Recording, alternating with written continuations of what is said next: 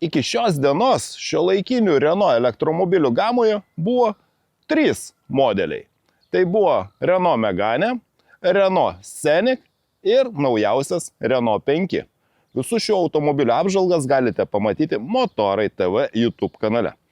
Na, o štai čia už manęs, nežinau, sutapimas ar ne, yra naujausias Renault elektromobilis pavadintas Renault 4. Būtent tai yra naujausias Renault šiuolaikinis elektromobilis.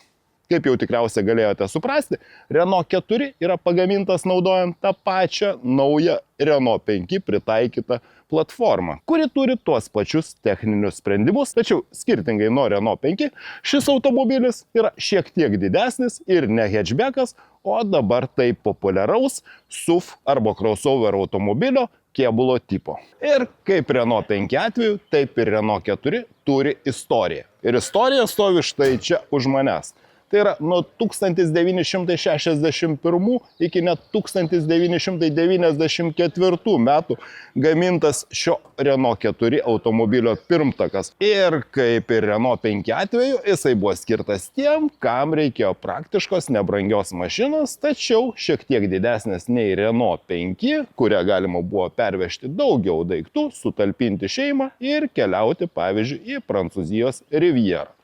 Tad akivaizdu, kad prancūzams šis modelis kelia tikrai nemažai sentimentų, na, o man labai įdomu, kaipgi seksis su naujuoju elektromobiliu R4 E-Tech.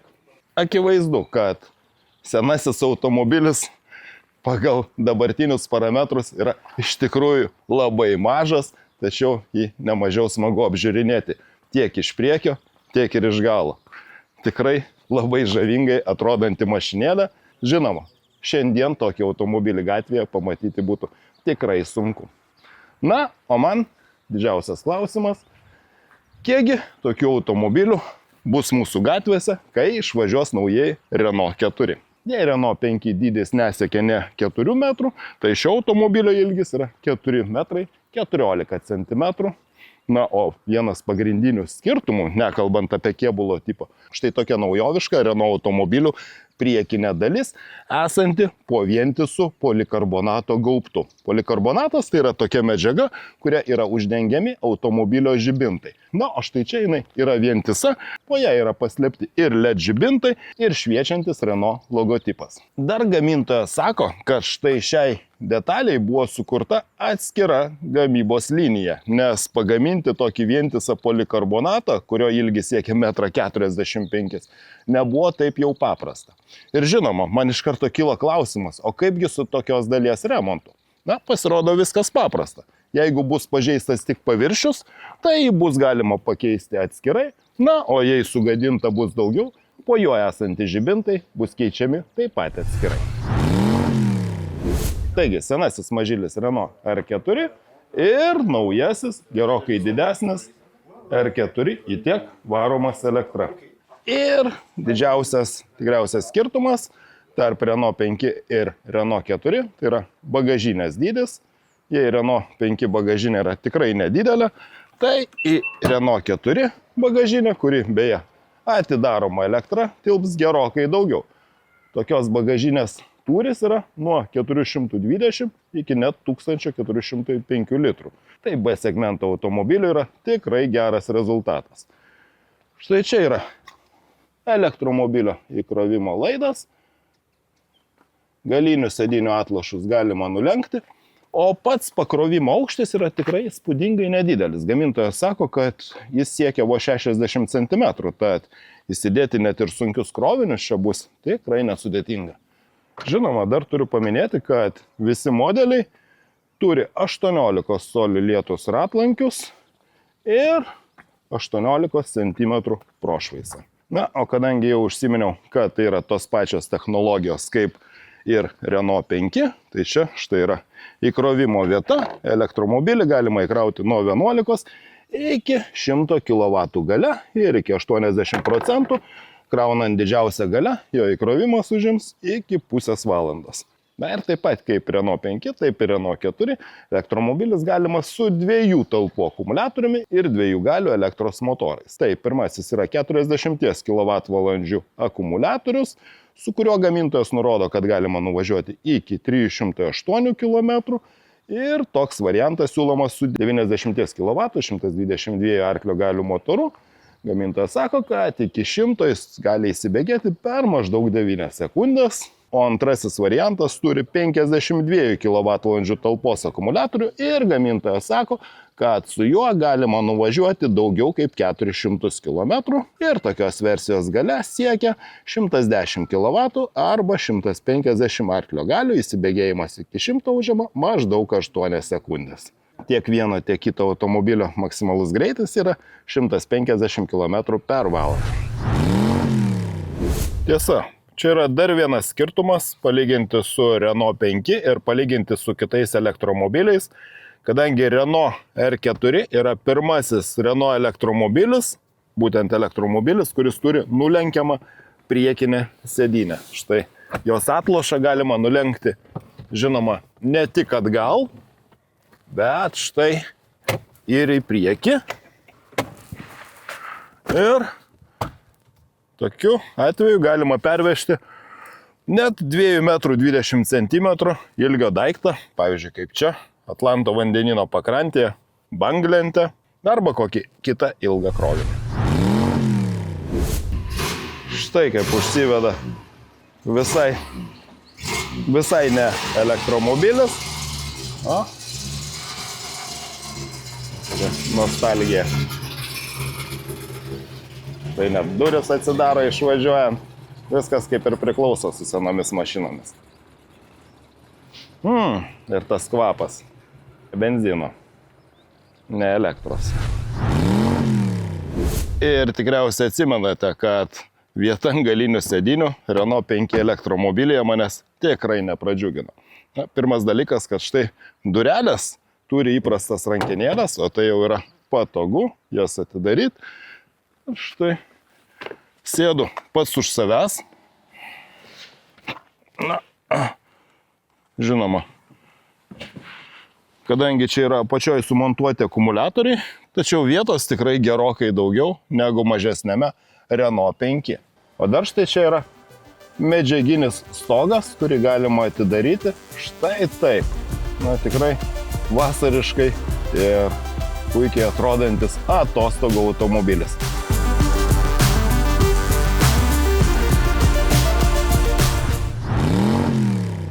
Kadangi tai bendra platforma su Renault 5, tai iš esmės viskas tas pats, kas Renault 5 automobilyje. Skirtumas tik tas, kad gale daugiau vietos, tad jeigu tai vertinti kaip automobilį šeimai, tai yra kur kas praktiškesnis pasirinkimas. Na ir aptikau dar vieną skirtumą. Čia yra 10 colių vairuotojo ekranas, čia yra 10 colių multimedijos ekranas, jie abudu sujungti. Užvedimo mygtukas, na pavyzdžiui, Volkswagen grupės elektromobiliuose to mygtuko net ir nereikia, tiesiog paspaudi stabdį ir elektromobilis aktyvuojasi, čia jį reikia įjungti ir išjungti atvažiavus.